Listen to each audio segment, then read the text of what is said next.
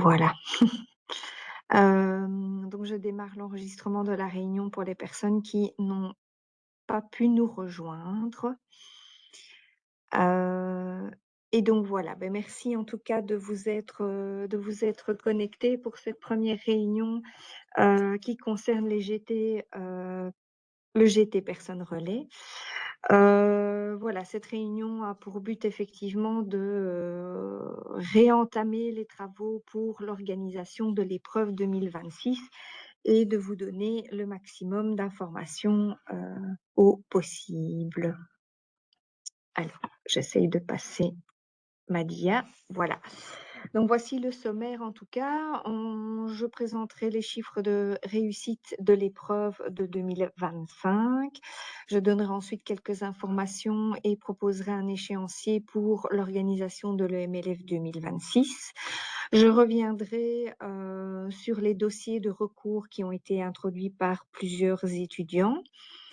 Je reviendrai également sur l'avis 2025-30 de l'ARES qui est, relatif à l'organisation et au financement de l'EMLF. Avis qui vous a été transmis, par mail, donc vous avez pu au préalable le consulter. Je reviendrai sur les modifications des membres du jury EMLF, sur l'organisation des webinaires qui sont relatifs à la passation et à la correction de l'épreuve et enfin le calendrier des réunions, de ce GT et pour terminer, quelques infos par rapport au site Mes études. Alors, concernant les chiffres de réussite. À l'ARES, la commission pédagogique, organise un recensement des inscriptions, dans les filières, des masters en enseignement. Une première collecte se fait au 1er octobre, donc à la fin de la clôture des inscriptions et donc à l'issue de cette première collecte, il y a 4 609 étudiantes et étudiants qui ont été recensés pour les sections 1 à 5. Sur ces 4 609 étudiants, 3 734 étudiants se sont inscrits à l'EMLF.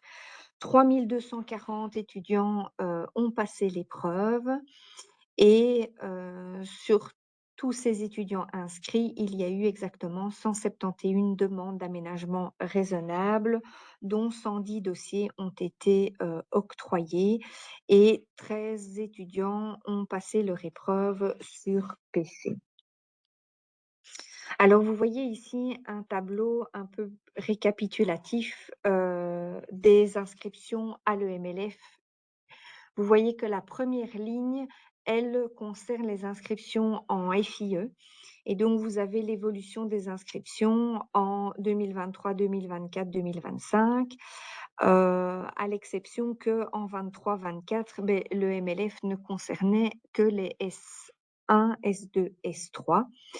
Mais vous avez bien le nombre d'inscrits en FIE. Donc on avait 4 340 en 2023 et vous voyez que les inscriptions ont chuté en 2024 pour les sections 1 à 3. Mais par contre, en 2025, là, vous avez le nombre d'inscrits, 4 609 pour les sections de la S1 à la S5, dont 3 672 de S1 S3 et 937 étudiants recensés pour la S4 et la S5.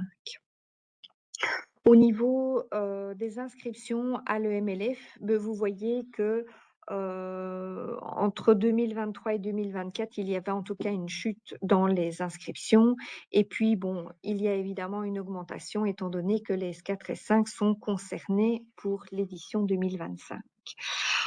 Vous voyez aussi le taux de participation, donc vous avez le taux de participation qui est également en pourcentage.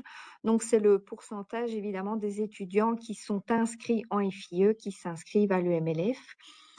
Donc vous voyez en 2023 que 3 102 étudiants se sont, inscrits à l'EMLF, ce qui correspondait à 90 des étudiants inscrits en FIE. Vous voyez qu'en 2025, c'est 3 240 étudiants qui se sont inscrits, donc c'est 80, on pourrait dire 87% des étudiants sur les 4 609 étudiants recensés pour 2025. Vous avez aussi un pourcentage de réussite par partie, donc pour le QCM, pour les formes correctes et pour la production écrite. Et enfin, la dernière ligne est le taux de réussite global. Donc, c'est 910 étudiants qui ont réussi l'épreuve, donc c'est 28% des étudiants inscrits à l'EMLF qui ont réussi.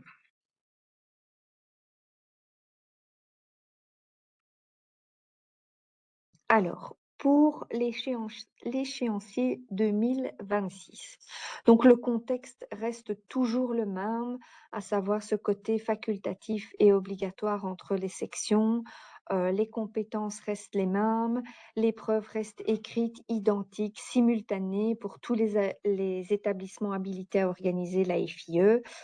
Pour les S1, S3, c'est toujours le même principe concernant les 5 crédits. Donc, en cas d'échec, l'étudiant suit ces 5 crédits de MLF.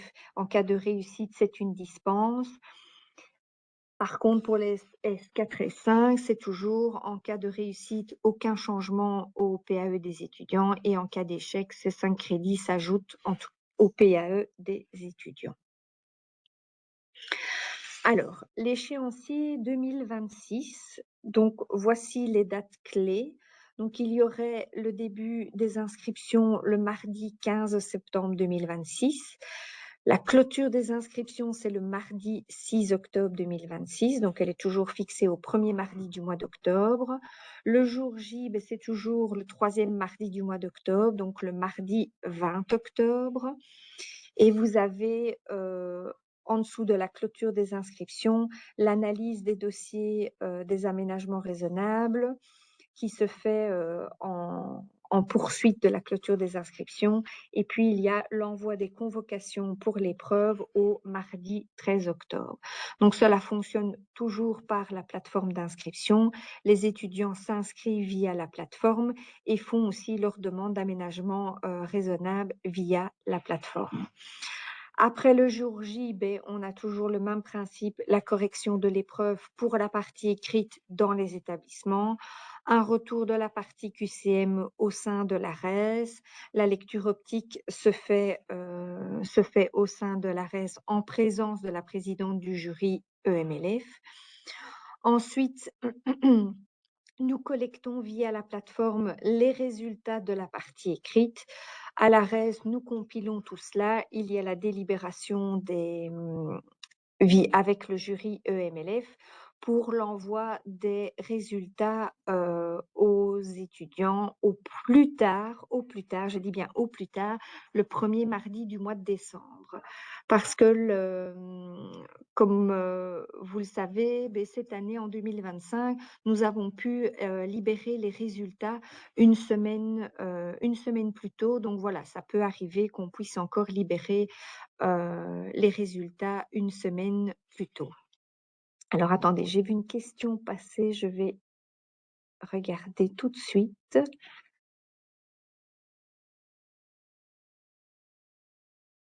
Oui, voilà, ça j'allais y venir aussi.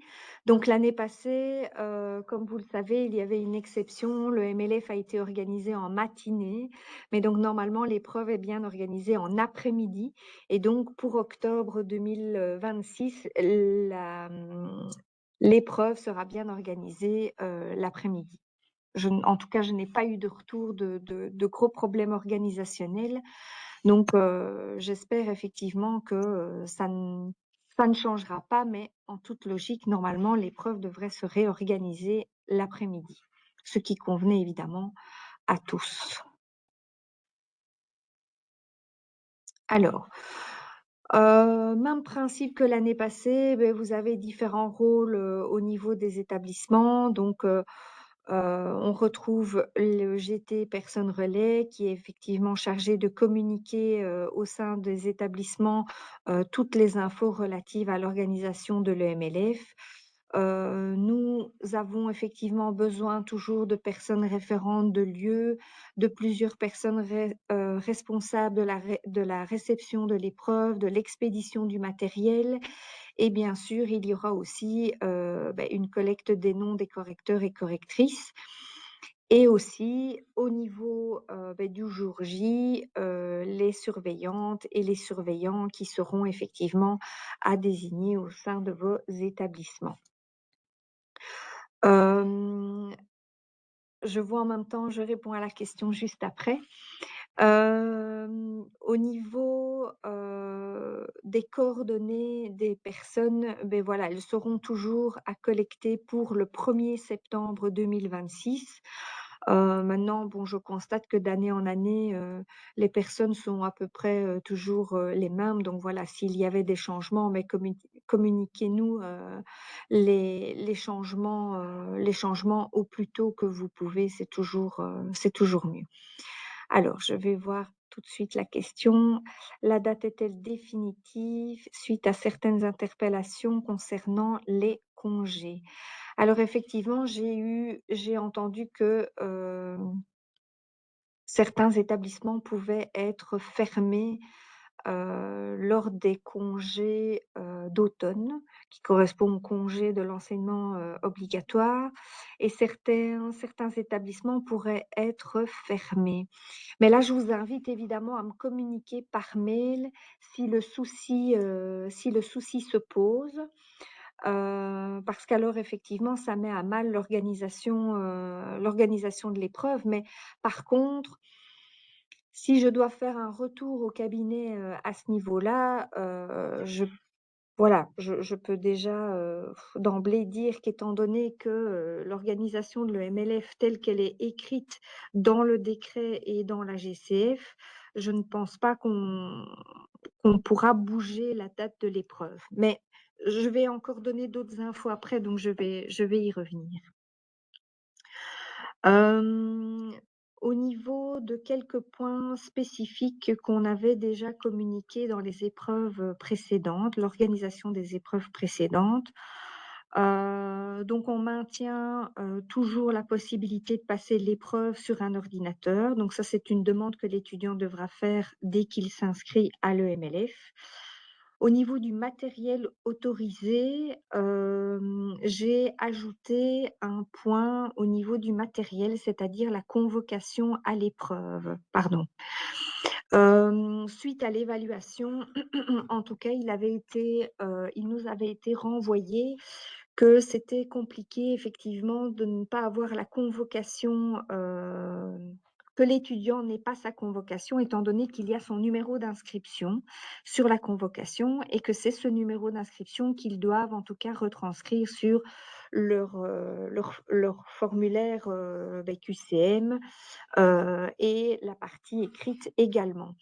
Donc, on communiquera en tout cas aux étudiants en ce sens qu'ils devront, se munir de la convocation à l'épreuve et si certains, étudiants arrivaient quand même à passer au-dessus de l'information, là, je rappelle que le numéro d'inscription de l'étudiant est toujours, indiqué sur les listes de présence. Mais évidemment, le but est, que les étudiants aient leur numéro et puissent retranscrire leur numéro pour éviter effectivement que, les surveillants et les surveillantes ne doivent, aller auprès de chacun des étudiants pour communiquer le numéro d'inscription.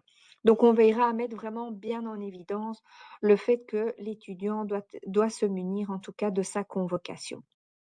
Au niveau du matériel, ça reste à l'identique. Je mettrai en tout cas un petit point, un accent, sur les fluos. Donc il a été communiqué en tout cas que les fluos pouvaient être mis à disposition des étudiants et des étudiantes. Parce que nous avons eu un retour dans l'évaluation, faite par les étudiants que, certains surveillants n'avaient pas autorisé l'utilisation des fluos. Or que dans nos consignes, on indique bien que l'étudiant peut venir avec des fluos si ça peut l'aider, donc c'est totalement, autorisé.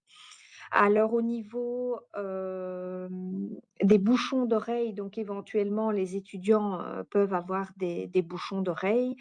Seulement, ça aussi, c'est un retour de l'évaluation des étudiants, que dans certains, locaux, enfin certains locaux étaient particulièrement bruyants.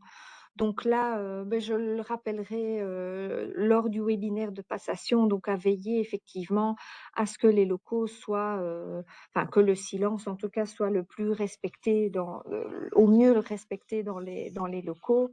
Alors je n'en doute pas que vous faites, évidemment attention, à cela, mais voilà, je vous renvoie ce que, les étudiants nous avaient mentionné dans leur formulaire, d'évaluation. En tout cas, c'est ce qu'il en ressortait, voilà, le bruit et l'utilisation, des fluos. Alors, sans oublier que les listes de présence, seront toujours fournies en double exemplaire, donc un exemplaire qui revient à la RES pour la correction par lecture optique et un exemplaire qui reste dans votre établissement pour toujours avoir une trace des étudiants qui ont passé le MLF et qui auront remis la partie écrite à la fin de leur épreuve. Alors, au niveau des dossiers de recours, donc nous avons eu, pour les 3240 étudiants qui ont passé le MLF, 16 dossiers de recours qui ont été introduits. Donc il y a 9 dossiers pour lesquels le jury s'est déclaré incompétent et 7 dossiers pour lesquels le jury s'est déclaré compétent. Donc 5 dossiers ont abouti à une réussite et 2 dossiers, pour lesquels, l'échec a été, maintenu. Donc pour rappel, évidemment, quand le jury se déclare incompétent, c'est quand il juge que, ça ne concerne pas des conditions matérielles. Donc le jury va revoir le dossier si, par exemple, l'étudiant a bien mentionné dans son recours qu'il y avait, une erreur de calcul au niveau des compétences, alors effectivement le jury va, à nouveau faire une nouvelle correction sur l'épreuve et revoir la ponctuation de l'épreuve.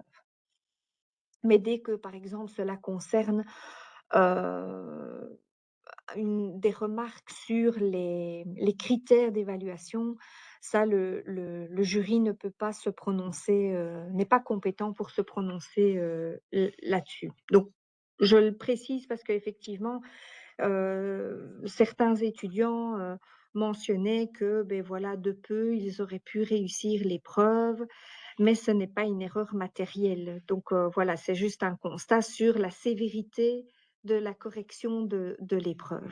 Mais le jury est en train, en tout cas, d'analyser d'analyser cela par rapport à tous ces recours et revoit effectivement certains éléments pour l'organisation 2026. Mais pour l'instant, c'est à l'état de questionnement. Alors, au niveau de l'avis de la RES 2025-30 qui est relatif à l'organisation et au financement de l'EMLF, il faut savoir qu'un GT a été mandaté par le CA de la RES, dans lequel des représentants des hautes écoles, des universités, des écoles supérieures des arts et du jury au EMLF sont présents.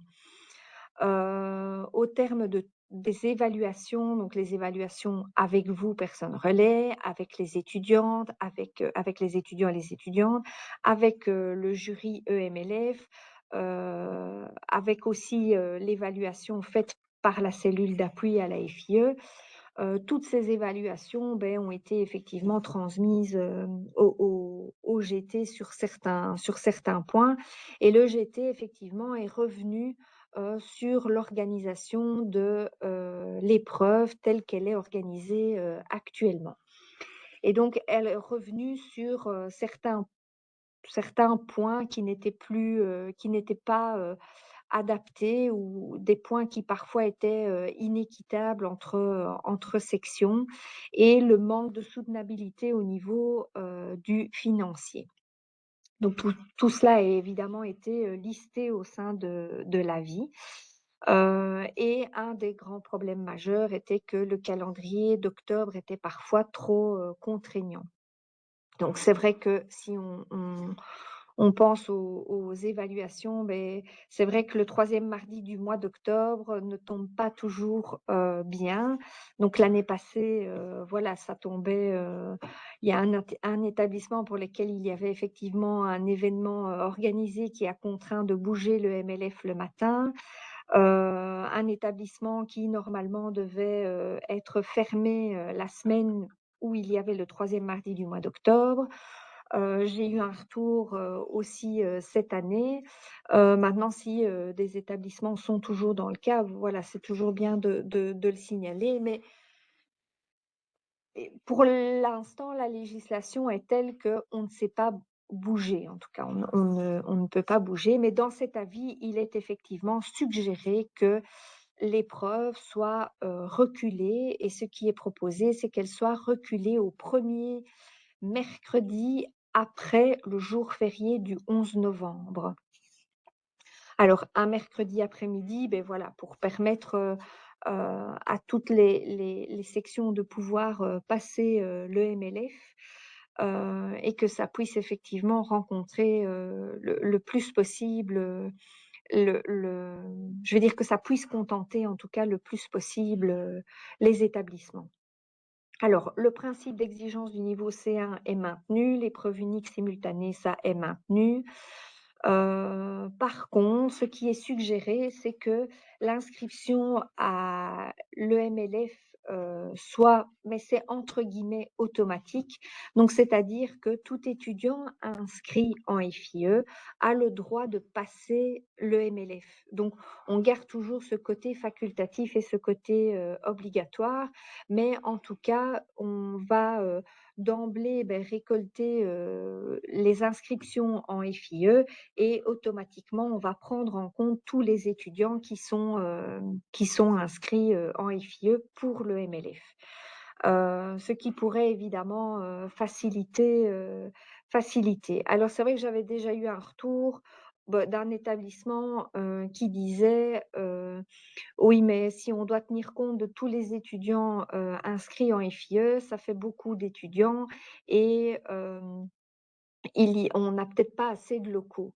Alors là, je rassure tout de suite, parce que je suis allée quand même, vérifier, c'est que généralement, tous les établissements renseignent plus de locaux qu'il qu'il n'y a d'étudiants. Donc en fait, si je compare les étudiants inscrits l'an dernier et les locaux renseignés, il y a toujours, enfin, vous avez mentionné toujours assez de locaux qui pouvaient accueillir les étudiants qui étaient concernés par le MLF.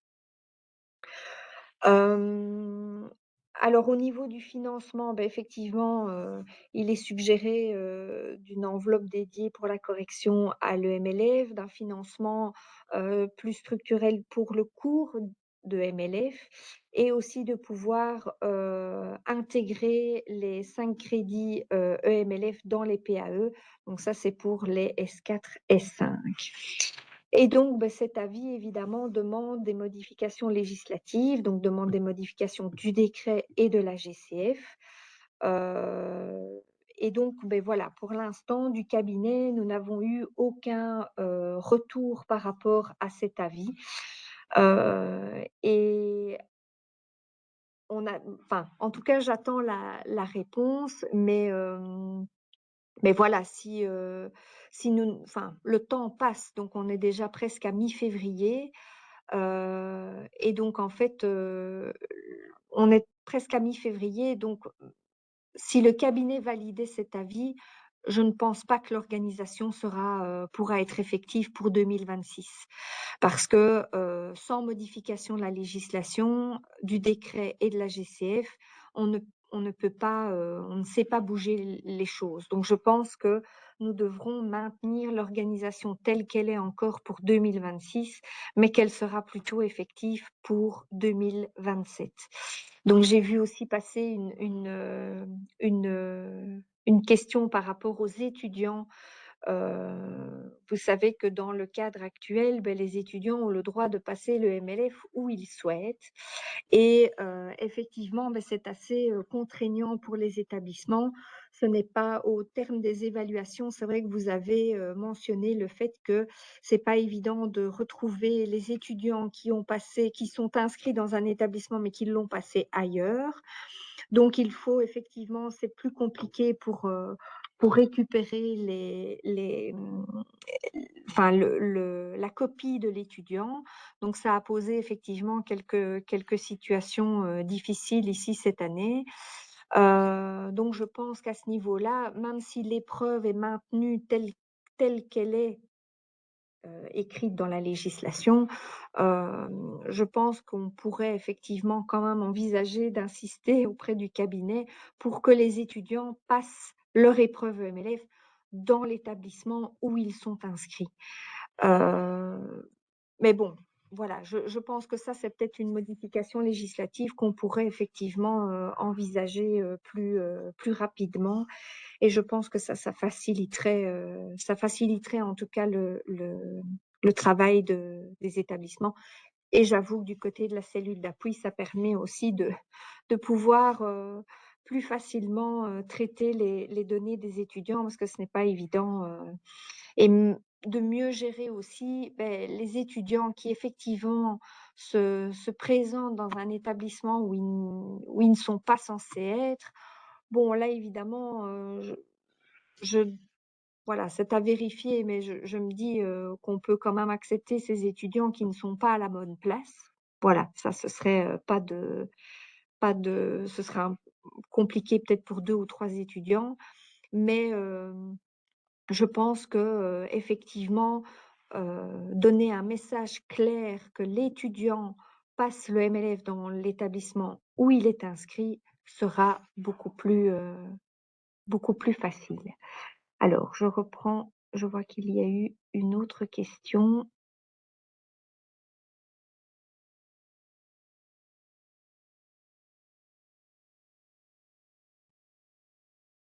Donc ça, je pense que j'ai répondu, hein. Le fait de pouvoir passer l'épreuve dans un autre établissement que là où il est inscrit est-il maintenu pour l'année prochaine? Bon, tel que c'est écrit là, c'est maintenu. Mais donc voilà, je pense qu'effectivement, j'attends incessamment sous peu le retour du cabinet pour l'avis 2025-30. Si celui-ci n'est pas, accepté pour 2026, mais que c'est plutôt pour 2027, alors je demanderai quand même une modification pour cette phrase qui dit que l'étudiant a le droit de passer le MLF, où il veut. Voilà, ce qui ne pas effectivement. Hem,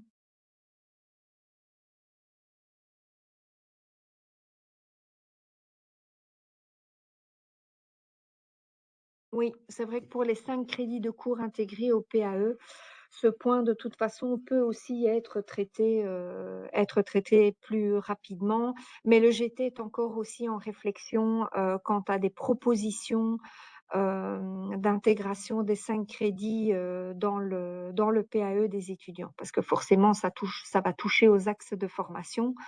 Donc là, le GT est encore, en réflexion à ce niveau-là. Mais la demande effectivement peut aussi être faite, maintenant.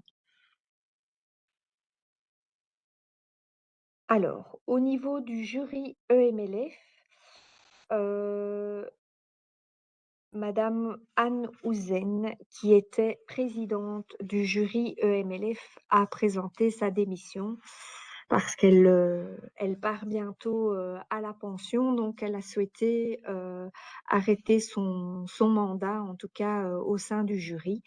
Et donc c'est madame Cécile Hayet qui reprend la présidence du jury, donc qui fait partie du jury depuis le début des travaux.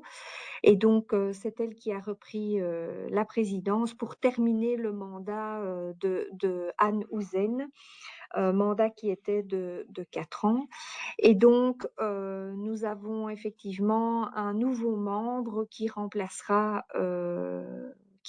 en tout cas Cécile Hayet, étant donné qu'elle est présidente, elle libère sa place de membre du jury. Et donc, nous avons madame Alix Constant, qui rejoindra les travaux, du jury.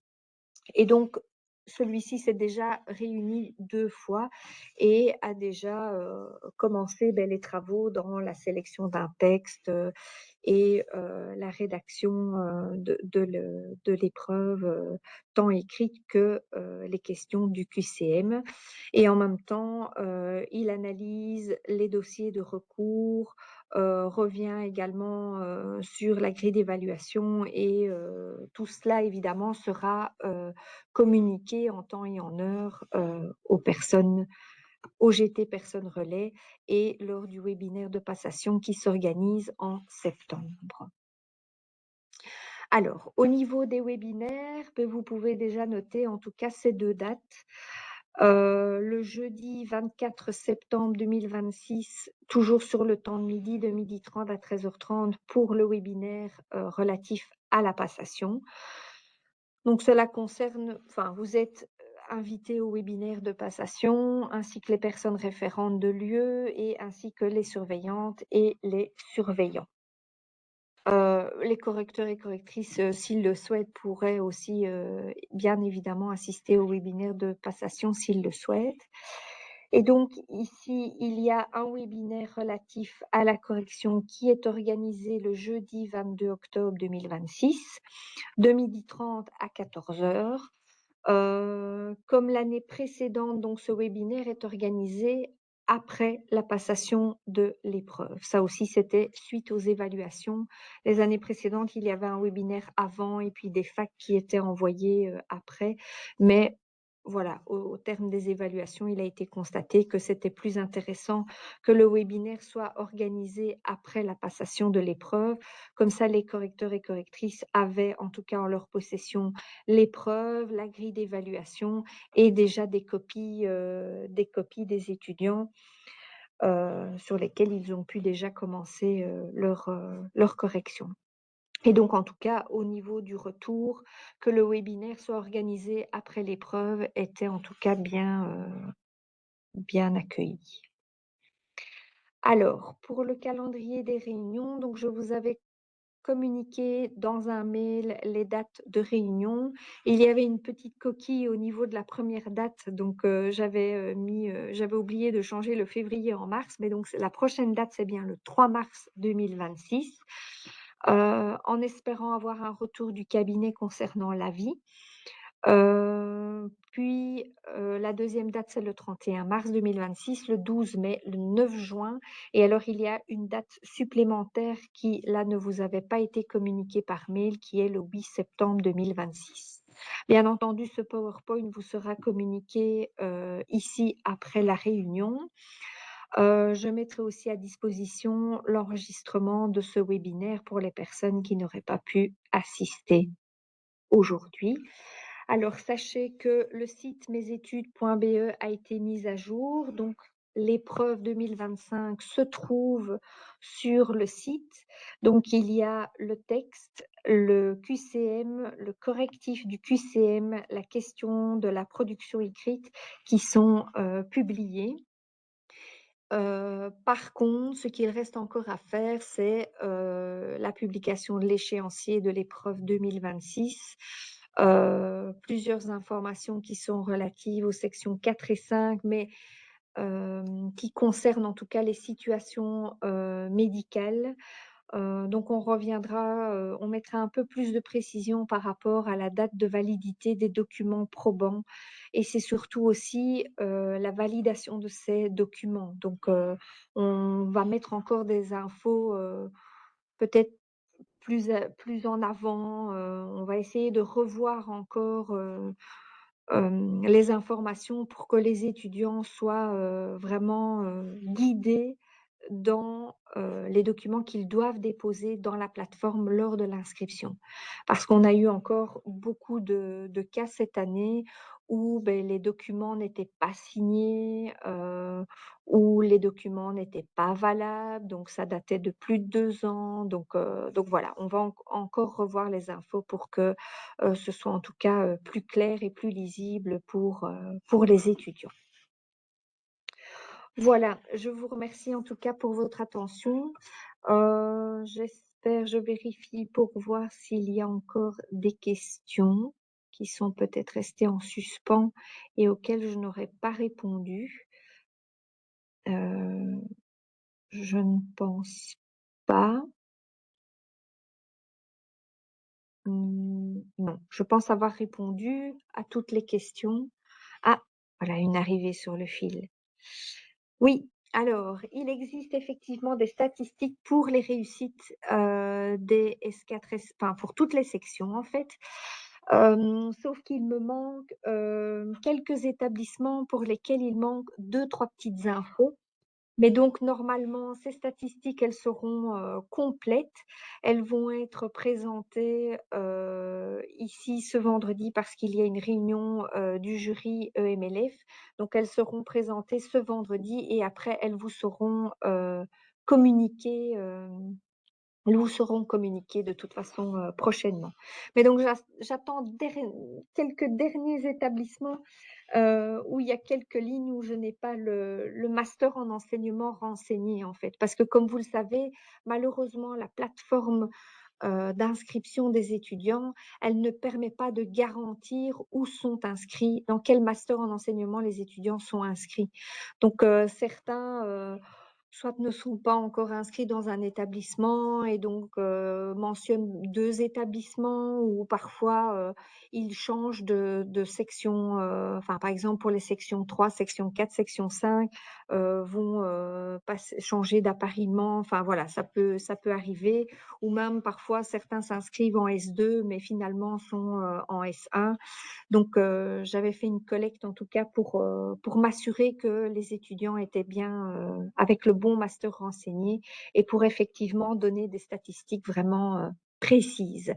Et le jury, a également aussi demandé, par exemple, au niveau de l'analyse des statistiques, de vraiment avoir, les étudiants, le nombre des étudiants qui ont réussi de peu à l'EMLF, donc par exemple qui ont, raté de peu un critère, donc qui pourraient effectivement, avoir, réussi la production écrite, réussi le QCM, mais avoir vraiment raté de peu le pourcentage de forme correcte. Et alors inversement pour, la réussite de la production écrite et du QCM. Donc voilà, ça c'est par exemple une analyse qui a été demandée. Donc une fois que tout sera bien traité, les statistiques vous seront, communiquées. Hem, je vois aussi, peut-on rappeler en cas d'échec des 5 CTS MLF? Là je ne sais pas si, on peut prendre la parole, je ne comprends pas très bien la question. C'est madame Desjardins. Oui, je suis désolée, mais c'est les étudiants qui suivent bonjour, qui Oui, suivent donc parce qu'ils ont raté l'examen, qui suivent les 5 ECTS, s'ils les ratent, c'est intégré comme d'habitude dans le programme et ils ratent, comme ils ratent, des cours et des UE oui, et ils peuvent représenter en seconde session l'examen et puis oui. s'ils ratent à nouveau, ils peuvent représenter l'examen, EMLF, c'est bien ça. c'est Oui, ça? oui, oui, c'est bien ça, Donc oui. c'est intégré vraiment parce que vous disiez tout à l'heure qu'on posait la question sur l'intégration des 5 ECTS dans le PAE des étudiants, mais chez nous, ça l'est d'office, sinon on ne sait pas comptabiliser ces 5 ECTS Ah oui, et non, donc non, ça mais rentre dans le programme de l'étudiant. vous parlez de la section 1, 2 ou 3? Moi, section 4, 5, Ah, c'est section 5. obligatoire chez nous, oui.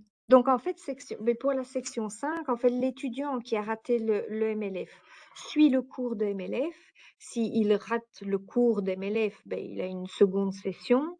Mais si cette seconde session est ratée, ben oui, il peut alors repasser le MLF l'année suivante. Donc il Oui, pourra parce qu'alors il recommence son année, quoi. Oui, c'est oui, ça. voilà. Oui, c'est ça, Mmh. oui. Il recommence son année. Bon, j'espère pour lui pas, mais voilà, Oui, c'est mais ça effectivement. s'il ne Mais rate son année que pour le MLF, c'est oui, au jury de décider de laisser passer ou pas, finalement. oui, oui. Oui, aussi, oui. Mais bon, après le jury, hem, oui, après ça dépendra, quel type de recours cet étudiant-là, enfin dans quel cas il sera et quel type de recours il peut déposer auprès du jury. Pour autant que le jury soit compétent pour revoir effectivement son cas. Ah, mais je parle pas du jury MLF, je parle du jury de notre école puisque c'est Ah oui, intégré oui, dans bien son sûr. PAE à lui. Oui, oui, Donc oui, c'est notre jury à nous qui pourrait le laisser passer s'il n'a raté que les MLF, par exemple, avec un 9, par exemple, dit, bon, on le laisse passer. oui. Ça effectivement, c'est là oui, c'est l'établissement qui a effectivement le dernier mot. Ok. Ça va, merci. Hem, alors il y a une question: «Comment comptez-vous que l'inscription automatique soit gérée par les établissements?»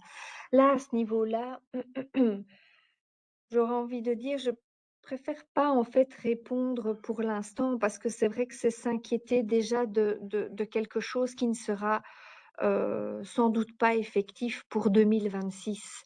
Donc mais effectivement, ce serait effectif en 2027 ces changements, si tout va bien, mais je ne peux pas m'avancer non plus, pour le cabinet. Mais en tout cas, l'inscription automatique, c'est vrai que ça se fera, via la plateforme.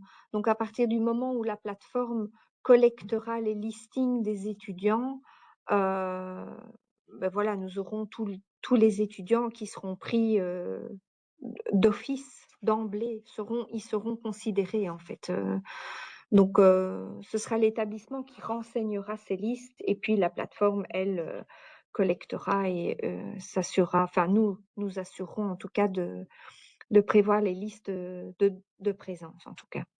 Mais voilà, là, je pense qu'on s'avance encore, on s'avance un peu trop tôt sans savoir si le cabinet va être en faveur de cet avis, ou pas.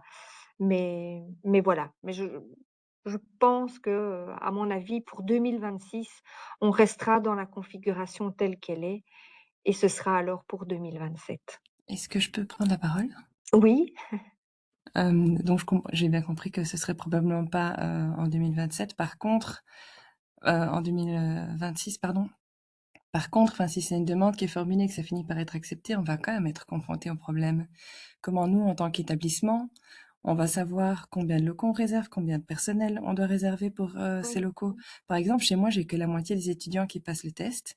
Si de facto tous les inscrits en formation initiale sont inscrits au test, je dois réserver 2 fois plus de personnel. C'est quand même Mmh. problématique, sans savoir Oui, si oui, le jour J, ils seront tous là et clairement, on sait qu'ils ne seront pas tous là. Donc comment est-ce oui. que ça va être, Oui, c'est pour ça que géré? je pense que mais honnêtement, je pense qu'effectivement la configuration nouvelle ne sera pas effective en 2026.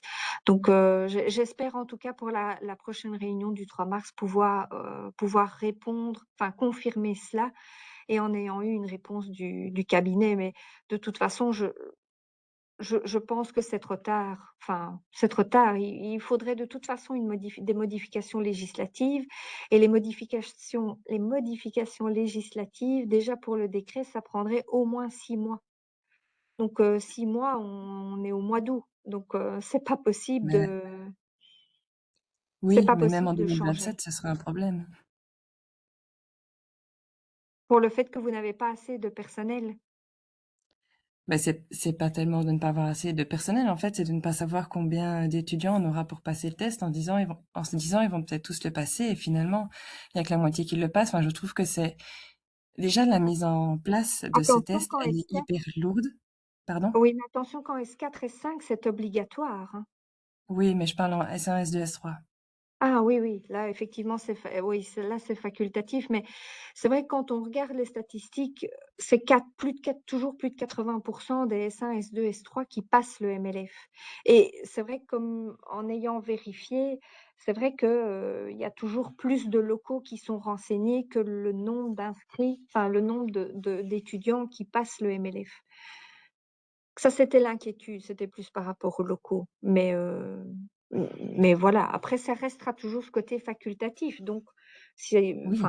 il y aura sans doute, toujours, en moyenne 80 des étudiants qui passeront le MLF.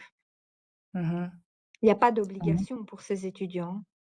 En fait, moi, je ne vois pas pourquoi on ne pourrait pas continuer à garder une inscription comme ça l'est maintenant. Une inscription telle qu'elle est maintenant, avant Oui. l'étudiant enfin, c'est l'étudiant qui s'inscrit. Voilà, ça c'est suite au terme des évaluations, c'est le GT qui est revenu, qui a analysé et qui a proposé effectivement, autre chose, mais voilà. D'accord. Je me permets de rebondir pour dire qu'effectivement, donc là j'interviens par rapport aussi à un établissement de la S1 et à la S3.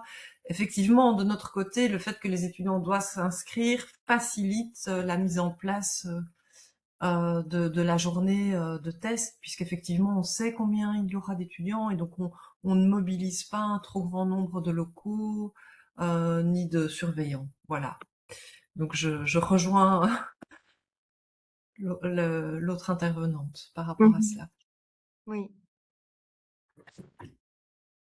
Oui, Clémence.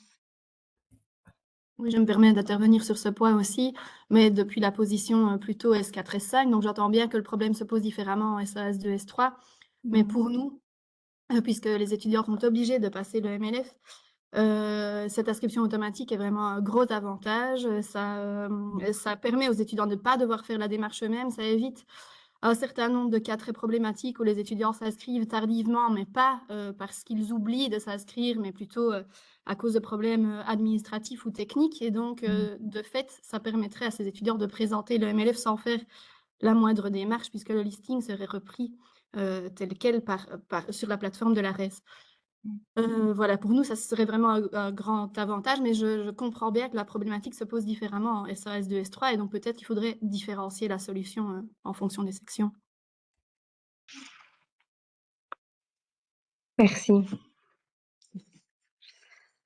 Beh, voilà, je pense. Est-ce que certaines personnes ont aussi des questions? Est-ce qu'il y a encore d'autres questions?